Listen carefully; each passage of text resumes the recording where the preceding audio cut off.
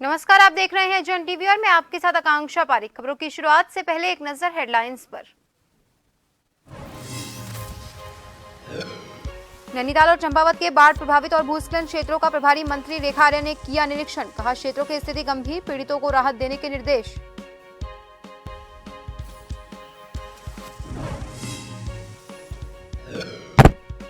प्रदेश में चलाए जा रहे नशा मुक्त अभियान के तहत लोहाघाट पुलिस ने 3 स्मैक तस्करों को पकड़ा। चंपावत में 930 ग्राम चरस के साथ हरियाणा के 2 चरस तस्कर गिरफ्तार।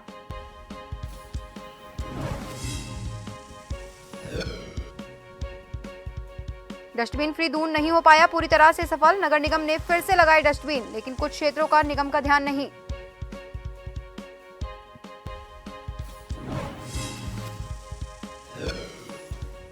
हल्द्वानी में हाईकोर्ट के लिए 26 हेक्टेयर भूमि का चयन। डीएफओ संदीप कुमार ने किया स्थलीय निरीक्षण। वन भूमि हस्तांतरण की प्रक्रिया जारी।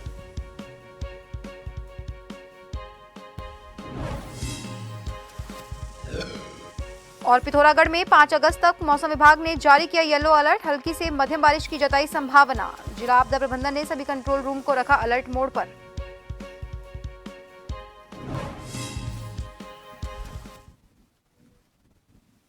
और अब खबरें विस्तार से। उत्तराखंड में आगामी 2024 में लोकसभा चुनाव होने हैं, जिसको लेकर बीजेपी ने अपनी तैयारियों को तेज कर दिया है। बीजेपी द्वारा लोकसभा चुनाव को लेकर आम जनता से जुड़ने का काम किया जा रहा है। वहीं दूसरी ओर सूबे की कैबिनेट मंत्री रेखा आर्या ने लोकसभा चुनाव लड़ने पर सवाल पर अपनी मंशा को जाहिर किया। उन्होंने कहा, अगर केंद्रीय नेतृत्व कहेगा तो वो लोकसभा चुनाव लड़ेंगी। ऐसे में साफ होता है कि उत्तराखंड के कुमाऊं से तैयारी कर रहे अन्य नेताओं का लोकसभा चुनाव में टिकट कट सकता है।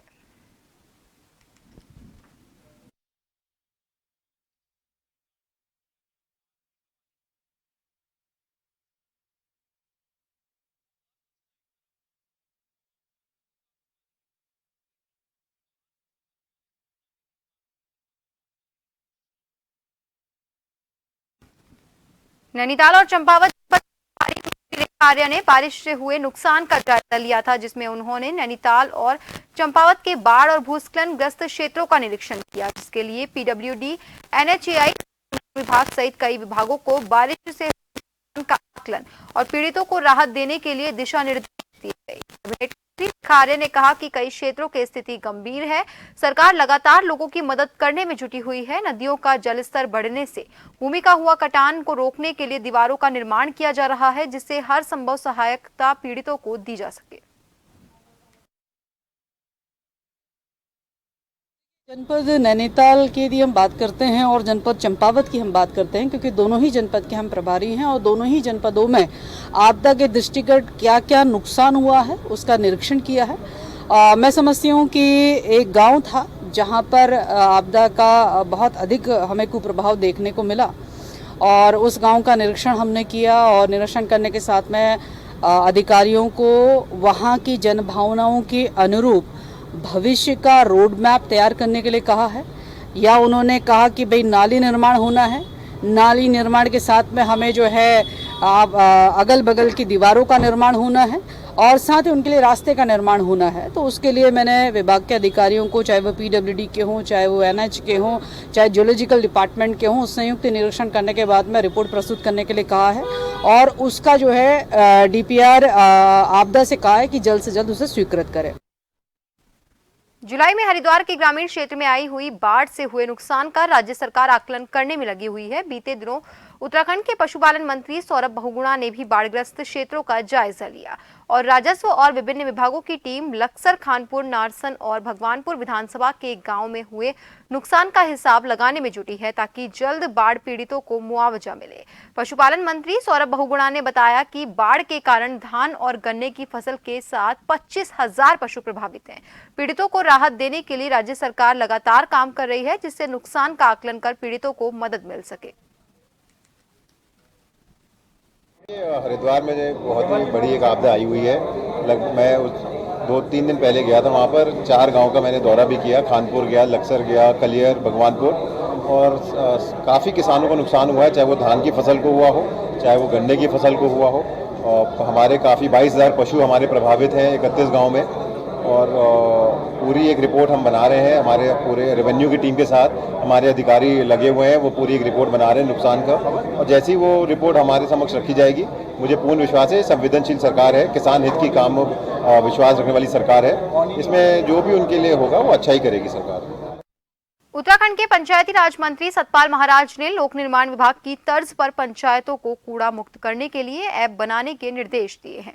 पंचायती राज निदेशालय में हुई समीक्षा बैठक में सतपाल महाराज ने हरिद्वार भ्रमण के दौरान गंदगी मिलने पर कड़ी नाराजगी जताई। मंत्री ने कहा, ऐप की मदद से ग्रामीण क्षेत्रों में कूड़ा होने पर फोटो के माध्यम से उसकी सूचना विभाग को मिल सके और कूड़े का निस्तारण किया जा सके। उन्होंने अफसरों का निरीक्षण और सफाई में लापरवाही करने वालों के खिलाफ कार्रवाई के निर्देश दिए हैं। मंत्री ने कर्मचारियों के कम पद होने से कार्यों में तेजी न आने और जल्द विभागीय ढांचे के पुनर्गठन का प्रस्ताव बनाने को कहा। मंत्री ने ब्लॉक का नए सिरे से परिसीमन करने को परिसीमन आयोग बनाने का प्रस्ताव तैयार करने को कहा। महाराज ने कहा कि पंचायतों में ऑनलाइन लेन देन सुनिश्चित करने को सभी पंचायतों में QR कोड लगाए जाएंगे।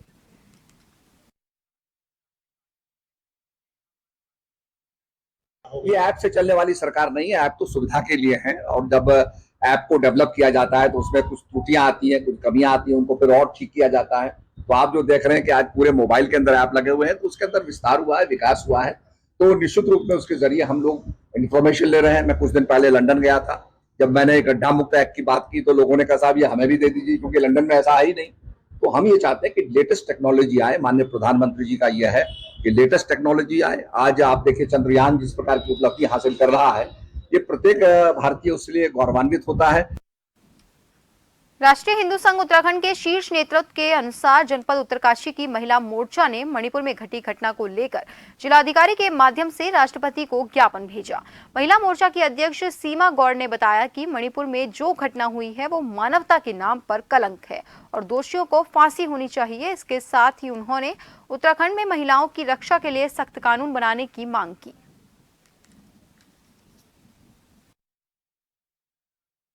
आजकल जो है हमारे मणिपुर में जो है हिंसा की जो घटना चल रही है, उन्होंने जो है वहाँ पे महिलाओं के साथ दुर्व्यवहार किया है और सभी को परेशान करने पे लगे हैं। तो आज हम जो है यहाँ पे अपने जिला अधिकारी महोदय के माध्यम से महामुहिम राष्ट्रपति जी को हमने एक ज्ञापन सौंपा है, और जिसमें कि हमारी मांग ये रही है कि आरोपियों को जल्द से जल्द कड़ी से कड़ी सजा हो, और अगर ऐसा नहीं होता है तो राष्ट्रीय हिंदू संघ देश प्रदेश में जो है अनिश्चितकालीन धरना प्रदर्शन पर बाध्य रहेगी। सीएम पुष्कर सिंह धामी के दिशा निर्देश पर चलाए जा रहे नशा मुक्त उत्तराखंड 2025 अभियान के तहत एसपी चंपावत देवेंद्र पिंचा के निर्देश पर चंपावत जिले में मादक पदार्थों की तस्करी के खिलाफ चलाए जा रहे ऑपरेशन क्रैकडाउन के तहत लोहाघाट पुलिस को 3 स्मैक तस्करों को पकड़ने में सफलता हाथ लगी। लोहाघाट थाने के एसओ मनीष खत्री के नेतृत्व में एसआई हरीश प्रसाद और पुलिस टीम ने सोमवार देर रात लगभग 10 बजे लोहाघाट बलाई मार्ग में स्कूटी से आ रहे 3 युवकों की तलाशी ली। तलाशी में मनोज के कब्जे से 3.3 ग्राम, ललित के कब्जे से 4.5 ग्राम और राहुल के कब्जे से 3.6 ग्राम कुल 11.40 ग्राम स्मैक बरामद कर गिरफ्तार करा। वहीं आपको बता दें, एसओ मनीष खत्री के मुताबिक पुलिस ने तीनों स्मैक तस्करों के खिलाफ एनडीपीएस एक्ट में मुकदमा दर्ज कर लिया है।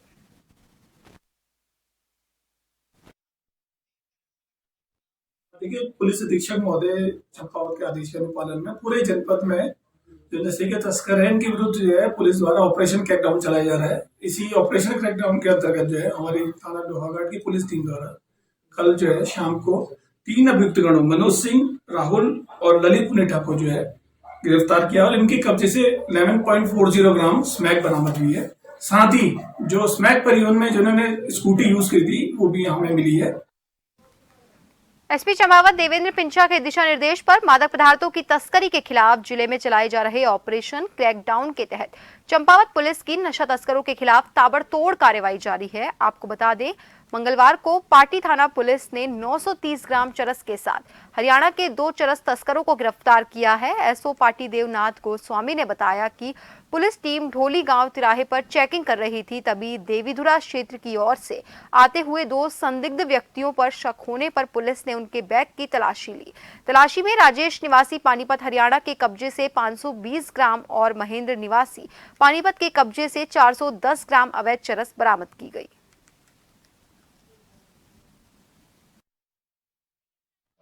जनपद चंपावत में नशे के विरुद्ध जो अभियान चल रहा है उसमें आज एक अच्छी सफलता मिली है, जिसमें 2 चरस तस्करों को पाटी थाने के द्वारा गिरफ्तार किया गया, जिनके कब्जे से लगभग 900 ग्राम से कुछ अधिक चरस बरामद की गई है। इसके अलावा 4 अलग अलग अभियुक्त स्मैक के साथ गिरफ्तार हुए, जिनमें लोहाघाट और बनबसा के दोनों शामिल है, जिनके कब्जे से हमने लगभग 14 ग्राम से भी अधिक स्मैक बरामद की है। इस तरह ये नशे के खिलाफ हमारा अभियान लगातार जारी है और भविष्य में भी जारी रहेगा। डोईवाला ब्लॉक सभागार में तहसील दिवस का आयोजन किया गया, जिसमें एडीएम देहरादून शिव कुमार बरनवाल ने पहुंचकर जन समस्याओं को सुना और तमाम अधिकारियों को मौके पर ही समस्या निस्तारण के निर्देश दिए। तहसील दिवस में बिजली, पानी, सड़क और डोईवाला क्षेत्र में नए शहर बनाने की चर्चाओं से संबंधित तमाम जन समस्याएं लेकर फरियादी पहुंचे। लोगों की समस्याएं सुनने के लिए कई विभागों के अधिकारी भी मौजूद रहे। वहीं डोईवाला में नया शहर बनाने की सरकार की योजना इंटीग्रेटेड टाउन सिटी का मामला भी तहसील दिवस में पहुंचा।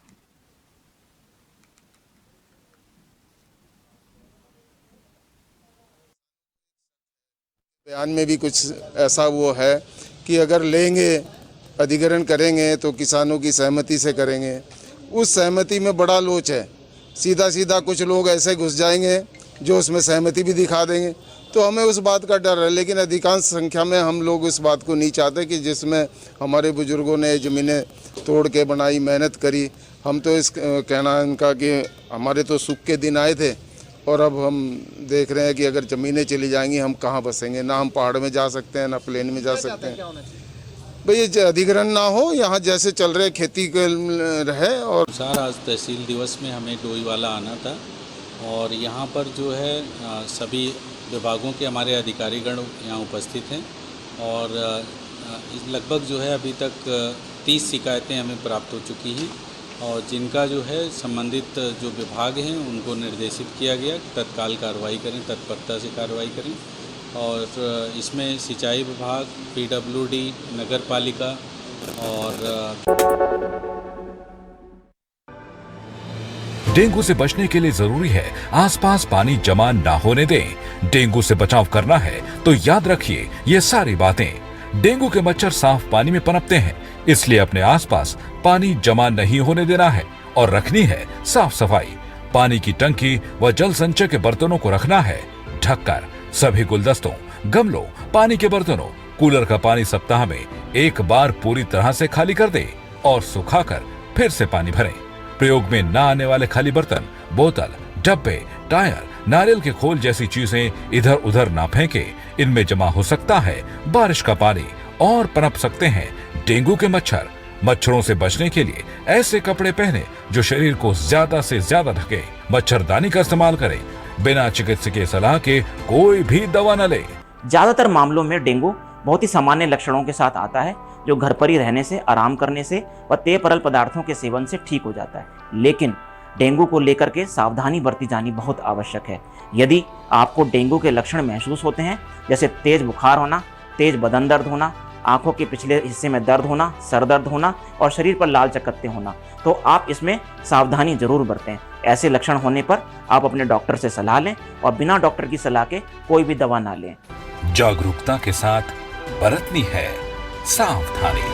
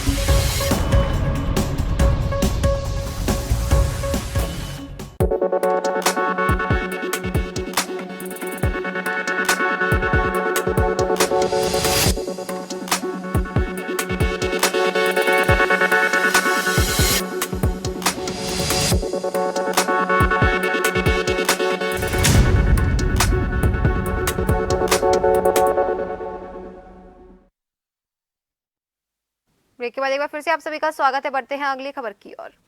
रुड़की के रामपुर चुंगी से मछली बाजार तक जाने वाले रोड की हालत खस्ता हो चुकी है, जिस पर वहां से आए गुजरने वाले लोग आए दिन चोटिल होते रहते हैं। और वहीं आज स्थानीय लोगों ने इकट्ठा होकर रामपुर चुंगी पर 1 दिवसीय धरना दिया, जिसके बाद जॉइंट मजिस्ट्रेट के आदेश पर नायब तहसीलदार ने मौके पर पहुंचकर टूटे हुए रोड को जल्द ही बनाने का आश्वासन देकर धरना समाप्त करवाया। वहीं रुड़की विधायक प्रदीप बत्रा ने भी आश्वस्त करते हुए कहा कि बरसात खत्म होते ही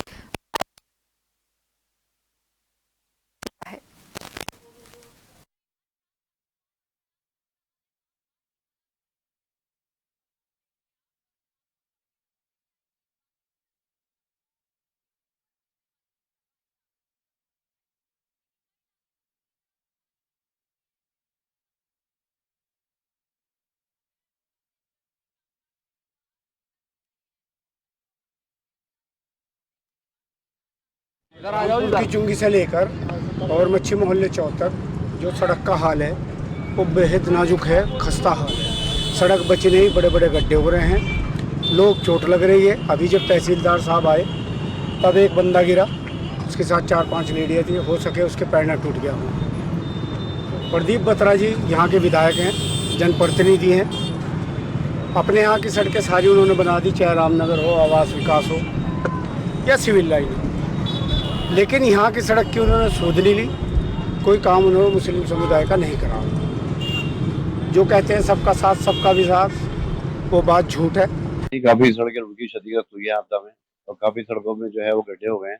पैच वर्क का कार्य आपदा द्वारा बहुत जल्दी कराया जा रहा है, जिसके लिए अर्जेंसी वर्क जो है वो शुरू हो गया है।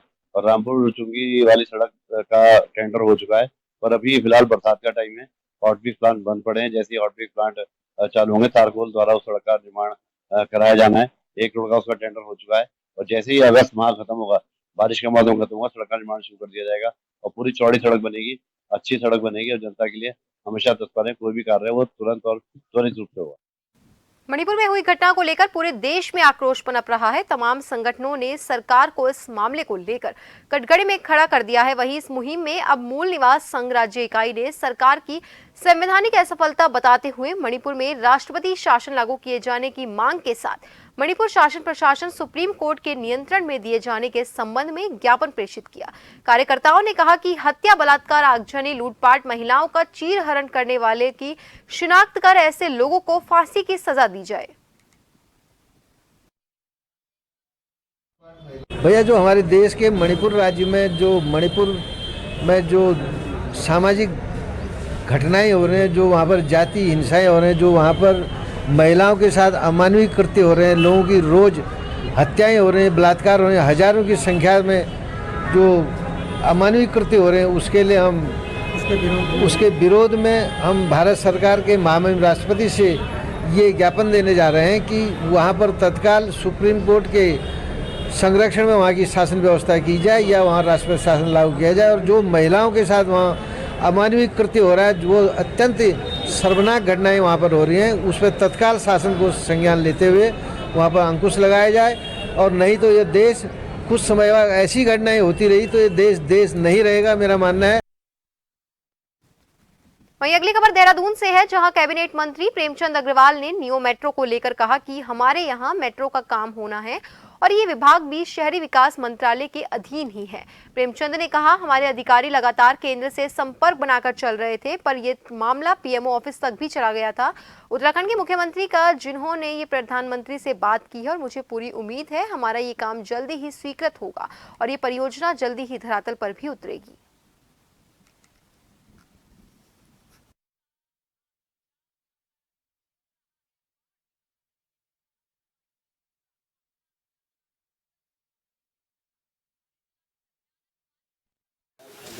देखिए, मैं आपको शायद जानकारी होगी, हमारे यहाँ मेट्रो का काम होना है और हम जिस प्रकार से मेरे विभाग के अधीन ये विभाग भी आता है और उसके लिए हम लगातार हमारे अधिकारी केंद्र से संपर्क बनाए हुए थे और ये पीएमओ लेवल तक चला गया था। और मैं धन्यवाद कर रहा हूँ माननीय अपने आदरणीय मुख्यमंत्री जी का कि जिन्होंने माननीय प्रधानमंत्री से बात की है। तो मुझे उम्मीद है कि अब हमारा ये काम जो स्वीकृति की स्थिति में बहुत जल्द स्वीकृत होगा ताकि हमारे यहाँ जो ये परियोजना है धरातल पर उतरे। उत्तरकाशी के पौल गांव में आईटीबीपी की 35वीं बटालियन का जवानों को ग्रामवासियों ने फूलमालाओं के साथ विदाई दी। आपको बता दें कि NH 134 यमुनोत्री मार्ग पर पौल गांव में स्थित शहीद आशाराम जगूड़ी का स्मारक की दीवार ऑल वेदर परियोजना के तहत हुए सड़क निर्माण के दौरान अधिकारियों की लापरवाही के कारण क्षतिग्रस्त हो गई थी। कई बार शिकायत के बाद भी NH अधिकारियों ने कोई कार्रवाई नहीं की। इसके बाद शहीद के पुत्र ने आईटीबीपी को पत्र लिखा और आईटीबीपी के 8 जवानों ने तुरंत कार्रवाई करते हुए दीवार का काम पूरा किया और स्मारक का सौंदर्यीकरण भी किया। देखिए सर, सबसे पहले तो मैं आपको बताना चाहता हूं कि जो यहाँ NH वालों का जो सड़क निर्माण यहाँ पे हुआ था, तो उस समय जो उन्होंने मिट्टी का ढेर स्मारक के सामने लगा दिया था और जो बड़ी बड़ी मशीनें हैं स्मारक के बगल में खड़ी कर दी, जिससे दीवार क्षतिग्रस्त हो गई और स्मारक धंस गया था। लेकिन जो है तकरीबन 1-1.5 साल हो गया, हमने जो है ऑल वेदर अधिकारियों को उनको बताया कि भाई दीवार टूट चुकी है, आप जो है इसका। पिथौरागढ़ जनपद में आगामी 1 अगस्त से 5 दिनों का येलो अलर्ट मौसम विज्ञान विभाग देहरादून ने जारी किया है। इस दौरान जनपद में जताई गई है। आपको बता दें, अलर्ट को देखते हुए जिला आपदा प्रबंधन ने जनपद के सभी कंट्रोल रूम को अलर्ट मोड पर कर दिया है। इसके साथ ही संभावित आपदाग्रस्त क्षेत्रों में सड़क बंद होने पर सड़कें खोलने के लिए संबंधित विभागों को जेसीबी तैनात करने के निर्देश जारी कर दिए हैं। भूपेंद्र महर जिला आपदा प्रबंधन अधिकारी ने बताया कि 1 तारीख से लेकर अगले 4-5 दिनों तक येलो अलर्ट जारी किया गया है, जिसमें हल्के से मध्यम बारिश की संभावनाएं जताई गई है। मौसम विज्ञान विभाग देहरादून से जो सूचना प्राप्त हुई है उसमें 1 तारीख से लेकर अगले 4-5 दिनों तक येलो अलर्ट जारी किया गया है, जिसमें हल्की से मध्यम बारिश की संभावना बताई गई है। इसके लिए हमारे पूर्व से निर्देशों के अनुसार सभी तहसील कंट्रोल रूम एक्टिवेट हैं और सड़कों के सभी संवेदनशील जगहों पे जेसीबी वगैरह तैनात हैं। अगर किसी कंडीशन में किसी जगह पे भूस्खलन होता है तो जेसीबी को भेजकर सड़क सुचारू करने का कार्य किया जाता है। स्कूलों में बच्चों को ट्रैफिक का पाठ भले ही पढ़ाया जाता हो, लेकिन राजधानी के कई बड़े नामी स्कूल खुद ही इस पाठ का पालन नहीं कर रहे हैं। कई पब्लिक स्कूल्स के सामने सुबह और दोपहर पर सड़कों में जाम लग जाता है। वजह खुद इन स्कूलों में पढ़ने वाले बच्चों के पेरेंट्स हैं। ज्यादातर पेरेंट्स अपने निजी वाहन से बच्चों को छोड़ने और लेने आते हैं। इस दौरान ये लोग वाहनों को सड़क पर कहीं भी खड़ा कर देते हैं और इससे ट्रैफिक बाधित हो जाता है और सड़कों पर करीब 1 घंटे तक अफरा तफरी का माहौल होता है। वहीं एसपी ट्रैफिक सर्वेश पवार का कहना है कि स्कूलों की छुट्टी के समय शहर में काफी ट्रैफिक जाम देखने को मिलता है, जिसको लेकर पुलिस स्कूल के एडमिनिस्ट्रेशन से बात कर रही है और उस स्कूल में जो खाली ग्राउंड है उसे पार्किंग की तरह इस्तेमाल किया जाए।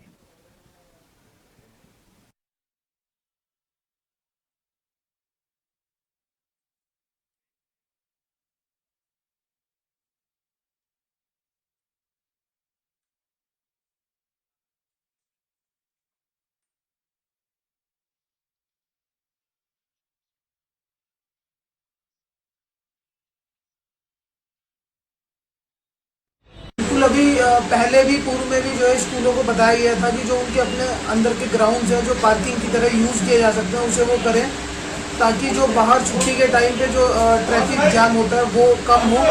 इसमें कुछ स्कूलों ने अच्छा काम भी किया, जैसे ब्राइट लैंड है, ब्राइट लैंड ने अपनी जो है पार्किंग खोली है ग्राउंड की, तो ये सराहनीय है उनकी तरफ से। बाकी स्कूल जो अभी नहीं कर रहे हैं उन्हें हम नोटिस भेज रहे हैं और हम चाहते हैं कि वो इसमें जो है हमारा सहयोग करें। भाजपा ने प्रदेश में व्यापक स्तर पर मेरी माटी मेरा देश अभियान चलाने का फैसला लिया है। राष्ट्रीय महामंत्री संगठन बीएल संतोष की मौजूदगी में अगस्त महीने तक के कार्यक्रम में उत्तराखंड बीजेपी ने तय किए हैं, जिनको आगामी लोकसभा चुनावों के लिहाज से भी काफी महत्वपूर्ण माना जा रहा है। बीजेपी